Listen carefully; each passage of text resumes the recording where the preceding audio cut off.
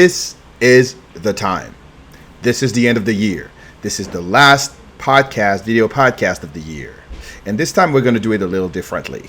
So, without further ado, this is Fabe Fridays, and I'm your host, Fabrice Sapolsky. Hit it.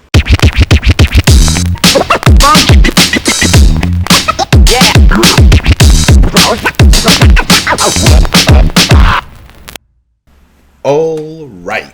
So I said it was the last podcast of the year, and so we're going to do things a little differently. I selected my personal top 5 cool things and uncool things, or less cool things that happened to me this year. So we'll get back to the original programming and talking about broader topics and about the industry next week. But I wanted to kind of like take a minute and take a look at the rear view and what happened to me this year and share it with the world, because I mean there are always lessons when you're an entrepreneur and when you're especially an entrepreneur in comics and graphic novel and publishing, that you can share with. So this is it. You get to see my top 5 cool and uncool moments of 2023. So let's do it. Let's start with the top 5 cool moments. Yes. Yeah. And at number 5, actually it's a pretty nice thing that happened at the Fan Expo Dallas Comic Con back in June of 2023. I got to meet Mr. Shameik Moore. For those who don't know Shameik Moore, he is the voice actor who is Miles Morales in Into the Spider-Verse, Across the Spider-Verse, and soon Beyond the Spider-Verse. And he actually wanted to meet me, which I thought was extremely cool, very humbling. And it happened through my good friend Victor Dandridge, who stepped by my table and said, like, hey, how cool would it be if you met Shameik Moore? He wants to talk to you. I said, like, what? He wants to talk to me? Actually, he wanted to talk to the co-creator of Spider-Man Noir, but that's okay. I took this opportunity to go shake his hand and have him take a picture with my creator-owned book, Intertwined. So this is what you're seeing here on the left side of the screen. And it was a pretty cool moment. It didn't last a long time, but it was great. And like, this is where you see that shows celebrities who are attending Comic Cons. They are like a million times bigger than we are. Of course, they have the lion's share of the presence and all this, but like the lines were like crazy. There were like 100 people waiting for him, and he just took 5 minutes of his time just to shake my hand, look at what I was doing, and it was just cool. Number four is actually something really different. My good friend Julian Volage called me up. It was spring, and said, "Look, I'm doing this story for a German publication. It's an anthology that is raising awareness against bullying, racism, and anti-Semitism. I have this story, and it's based on someone's life. Would you like to draw it?" And I was like, and I immediately said yes. And then I said, like, what is it about? It was challenging because not only I don't do a lot of sequential art when I draw. I do a lot of pinups and illustrations and covers, but I don't do a lot of sequential art. And I did this 5-page story, and it was really a challenge because I was a little rusty, and also I decided to not just draw but also color, and I've always been a little like worried about my coloring game. But in the end, he was happy. I hate it. That's the thing that a lot of creators have, is when you draw something, when you create something, you immediately have this rejection phase where like everything that you produce is like horrible. That was the case. That was the case. I hated it, but everyone seemed to be happy. It was drawn, colored, and lettered by me. It's called No Words. I mean, at least that's the English title, and hopefully I can find a way to bring it to the United States and have it translated into it. Number three. Well, we were talking about numbers. Number three is numbers, metrics, figures, however you want to call it. 30 shows and store appearances this year. This is my personal record. I've never attended that many that many shows or store appearances ever. And it was, of course, to promote my creator-owned stuff and everything that FairSquare Comics is putting out. But that's still a lot. You feel like you're in a circus and you're going to a new city every week. It on the one hand, it's really fun because there are a lot of familiar faces that you see from show to show, and you build relationships, and it really becomes like a kind of another dysfunctional family that is traveling not with you but next to you.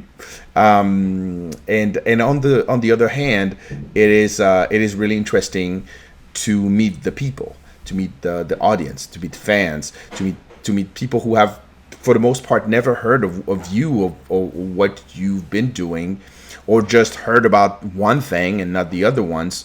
And year after year, you get to grow your personal audience, and you create this bond, you create this relationship with the audience, and that's something that is absolutely priceless. So yes, it's taxing. It takes a lot of time and energy and, of course, budget. But at the end of the day, it's the best way that I found to create and grow my audience. So unless this YouTube channel becomes like so big that it like overshadows everything else, but so far the shows are really, really the place where I can grow my audience. No offense, YouTube. No offense at all. This year, I also, I also published through FairSquare Comics. FairSquare Comics published 17 comics and graphic novels, which is also the biggest amount of books that the company has published in its 4+ years of existence. So it's pretty good. And next year, we're gonna put the bar even higher because we're talking about 24 in 24. Who doesn't love that? Good pun. In 2023, I also drew 3 different covers for 3 different books. One was Little Rock Files. I did variant covers for Little Rock Files. The other one was the cover of my creator-owned, The Last Jewish Daughter of Kai Feng. And the third one was for Photonic Man of Light. Unfortunately, we had to cancel that issue, so it remains unpublished. But I still drew it. So next year, I'm going to have like more original covers that are going to be published. I'm not saying a word, but it's already in the works. People will see pretty soon. Haha. Number two is the publication, I was mentioning it earlier, of Intertwined, The Last Jewish Daughter of Kai Feng. This story has been a long time coming. It took me 30 years, 30, to nail the story properly. I started taking interest in the Jewish community of Kaifeng, China in 1993. So, yeah, 30 years ago. And it took me all this time to nail it right, to find the right story, the right tone, the right characters, and the intertwined universe, the intertwined world that I co-created with Fred Pham Chuang was a pretty perfect fit for a story that starred a character coming from that community. It's a story about resilience, a story about finding your way in the world when you're the minority of the minority in a country that doesn't even recognize your culture as a culture. It really is one of the books that I'm the most proud of. It's currently sold out, which is another source of joy. Just like its twin, the original Intertwined graphic novel, which is also sold out. And but worry not, it's going to be reprinted next year in a very, very new compact edition, 280 pages for $24.99. Don't miss it. It's going to come out in March. And number one is Juice. Juice, aka the Jewish Comics Experience. The Jewish Comics Experience is actually a project that came out of nowhere, and it really did. To understand what it is, you have to go back a few years, to 2016. In 2016, I was like fresh off the plane. I was in the United States for like 6 months, 7 months, and this is when I met an amazing person, a mensch, as we say, Fred Polaniecki. And Fred and I, we created together the first Brooklyn Jewish Comic Con in 2016, and then the second time in 2018. And for what it was worth, it was really good. It was a small convention in a synagogue with about 15 creators, and Danny Fingeroth, Ari Kaplan, doing panels hour after hour. It was great. There was a fantastic vibe, but it was just that small thing where there were like probably 250 people gathering there. What happened after is in 2022, Dr. Miriam Mora from the Center for Jewish History found me and asked me if I was interested in reviving the Jewish Comic Con. And I said, yeah, but why don't we create something a little different? Let's call it Juice, as in Jewish Comics Experience. And she said, oh yeah, wonderful. And so we started working together. She took the lead, and 10 months later, we had the event. It happened on November 12th with a preview night on November 11th, where we gave the first ever Juice Awards that we nicknamed Juicies. And the Juice Awards were given to creators that were either Jewish or non-Jewish, but with something Jewish in their body of work. So we had a jury of 10 professionals from all walks of life, and it was just an amazing moment where I got to hand the very first ever Juice Award to comic book legend Trina Robbins. And let me tell you, it was probably one of the best moments in my comic book career and in my life. Trina has been such an inspiration, and I'm super happy that she was the first one to get it. It's actually an old promise that I made to her in 2018 after we wrapped the second Brooklyn Jewish Comic Con. I got an email from her, and she said, like, I heard that you were doing a Jewish Comic Con. I want to be a part of it. And I said, like, well, for the foreseeable future, I don't have any cons, but if I ever organize a con again, you'll be the first one on my list. And I did not forget. How could I? We could finally honor her at Juice in 2023. This festival was also a moment that I think a lot of Jewish creators needed, not just because it needed to be reminded to everyone that this industry, the comic book industry, came from 90% of Jewish creators, most of them taking inspiration from their own culture, their own families, to build their stories, whether it's for heroes like Captain America or Superman, of course, and many others.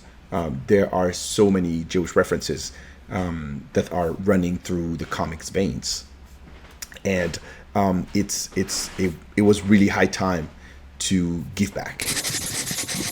Okay, so let's go for the less cool 5 items of my year. And I'm going to start with something that, is uncool, but at the same time, these things happened.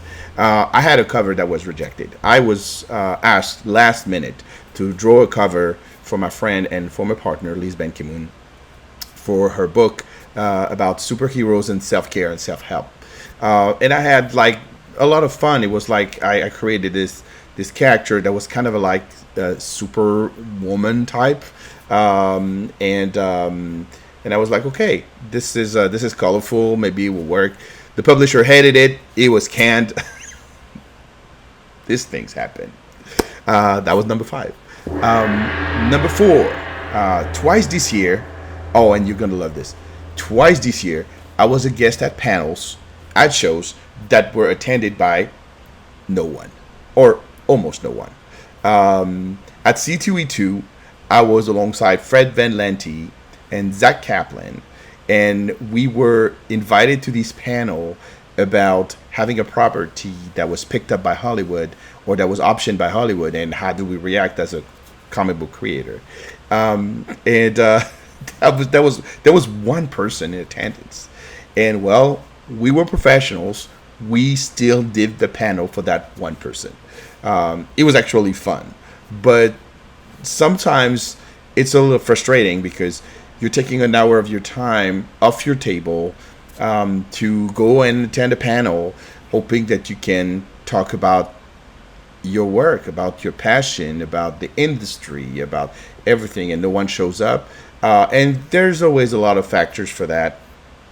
It could be that it was not highly publicized. It could be that they changed the location at the last minute, and no one knew where to find you. It can be a lot of other things. It could be that you suck. Maybe I suck. But probably not Fred Van Lente and Zach Kaplan. They don't suck. They definitely don't. It happened another time at Ocon in Iowa last summer, where it was a spotlight on me and no one showed up. So I guess I have to work on my on my publicity and my promotion so that people know a little more about me. But on the other hand, there were other panels that I attended this year that was extremely successful. Like I was a guest at panels in New York Comic Con, Emerald City Con, MomoCon, Twin Cities Con, and we had a pretty good attendance. It was almost a full house every time. Number 3. There are some titles that FairSquare Comics published, and I really loved them and invested a lot of time and energy on them, and they were not as successful as I thought they would be. And of course it was a disappointment. And I'm talking about books like Photonic Man of Light, which is my childhood hero that I carefully selected, translated, and published in English for the first time ever. And it's a beautiful Silver Age type superhero book. But unfortunately, it was not a huge success. Beyondtopia Legends also. And Beyondtopia Legends, let me tell you, Beyondtopia Legends has this very intriguing career, as in a lot of retailers slept on it. A lot of retailers did not see or did not consider the graphic novel to sell at their store. But every time we showed up at the convention with Beyondtopia Legends, the trade paperback, it was an instant sellout. Retailers, especially American comic book retailers, the direct market, what we call the direct market, they have so many references and so many books every week that something can slip through the crack, something can happen and they don't see it. Clearly, Beyondtopia Legends is one of those books. And I am confident that once they see it, they will fall in love with it, just like the hundreds of people that have bought it through us at shows. This is an amazing book based on Indonesian legends. It came from the minds of two people that I absolutely love, Brian Valenza and Henry Barajas, and a murder of amazing artists around them. This book deserves a second chance. And clearly, I hope that people see Beyondtopia Legends in 2024, because that's also the thing. A graphic novel doesn't have a shelf date. So I hope that they discover it and we turn it around and we make it a success, because I want to publish more Beyondtopia Legends. And I'm sure that once you guys read it, you will want to read more too. And the last one is Little Rock Files. Little Rock Files has a very interesting story. It's a book that was on Kickstarter. The Kickstarter was successful, but like very average for a Kickstarter. And then it went to stores, and stores again did not really know what to do with it. And I guess it's and like I'll take my share of responsibilities for that, but it's probably came out a week where there was a lot of competition, so it was difficult. But again, it's one of those titles. It's tied to our biggest family of titles, Noir's the New Black. It's a spin-off of a story that was first published in Noir's the New Black, and clearly Little Rock Files is a title that deserves to be loved. And I really hope that people are ordering not only the issues that are still in print and still available at the distributor or through FairSquareComics.com, but also follow us through the next installment of the series, because I refuse to let it die. Little Rock Files has to live, and people have to discover what Greg Burnham, Quinn McGowan, Marcus Williams, Morby have created with a little bit of my help. Number two. Wow, this one is a big one. So last February, in February of 2023, Amazon Prime announced a Spider-Man Noir TV series. And then my emails, my inbox, my phone was flooded with messages of congratulations. And I was like, I didn't know for like a couple of hours. I was like speechless. I didn't know what to say because I am not associated with this project.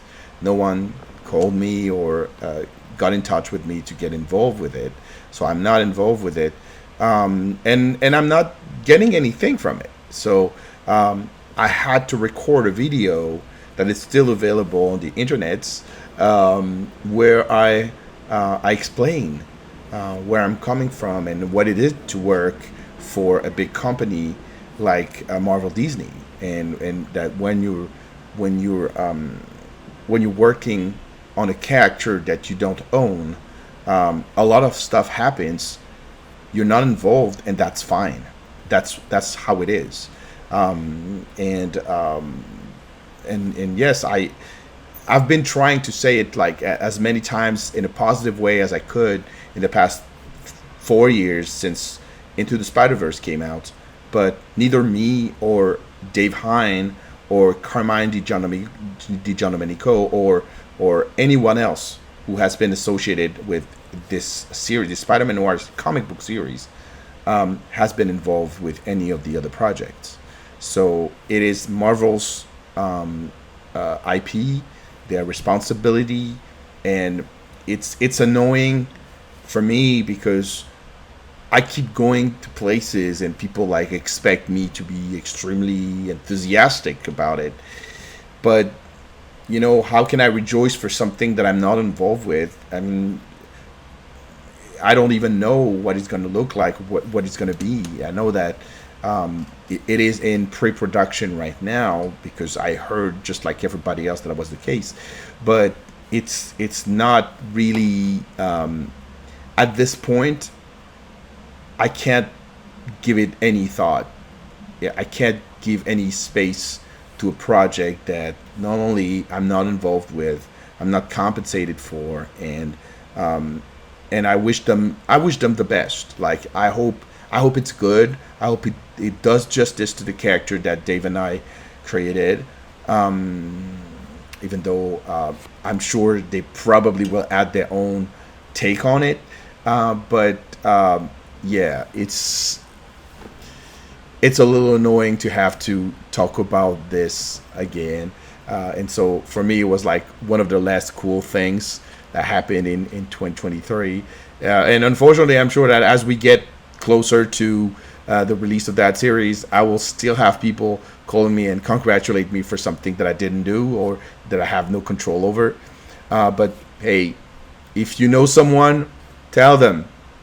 Yes, I co-created Spider-Man Noir. I worked with David Hine and Carmine, and then Richard Isanov and Marco Djurdjevic and Dennis Calero and all the people who have been associated with it.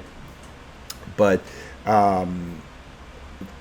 for what it's worth, nothing that we can say or do matters when it comes to licensing and media and TV and movies or whatever. So we're not involved. And the last one, the worst thing that happened to me, and you're gonna see like that's not that awful. It's just like a horrible moment. In July, I was invited through a food festival in New Jersey because they were looking for vendors that were a little different than their traditional food vendors. So I went to the food festival. The show was a disaster. It was a disaster. First, it was outdoors. It was raining cats and dogs out there. It was really complicated to even like keep the books, keep everything. There was wind, and of course, like rain, wind, and comics and graphic novels, they don't get along really well. So it was really bad. There were some technical issues. People couldn't enter or pay at the same time. And I was supposed to come for 3 days, but honestly, I only come for the first one. It was a 2-hour commute. I only made $75. It was really not worth my time. Like, honestly, after that, I was really upset. But you know what? A week later, I was at another con, and then I forgot about it. But yes, that was my biggest pet peeve of 2023, which is not really that hard to swallow. So yes. On top of that, there are a lot of things that happened. I moved to New York, which was a crazy decision that was made in 2022, and it was a 5-day trip. There was tons of other drawings that I did, commissions that I did. There was a partnership with Alien Books, our friends at Alien Books that are now on their own, and I wish them good luck. We're still very much friends, but we helped them publish a lot of books this year through FairSquare Comics. There was a wonderful panel that I did with Rob Salkovitz at Emerald City Comic Con on the myth and legends about around creator-owned comics. I'm working on a series of videos to kind of like talk about all this. I also was asked to draw a mascot for a fitness company that was run by a friend. There was a lot of other things that happened this year, and that made it a challenging but extremely interesting year. So I hope 24 is going to be way better, richer, completely unexpected in a good way. And since we are at the end of this video and you're ready to turn the page and be in 2024, here's a little video that FairSquare Comics put together to wish you a happy new year.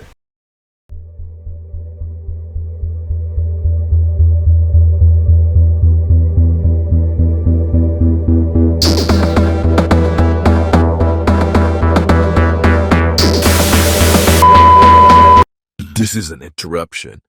The outsiders have taken control.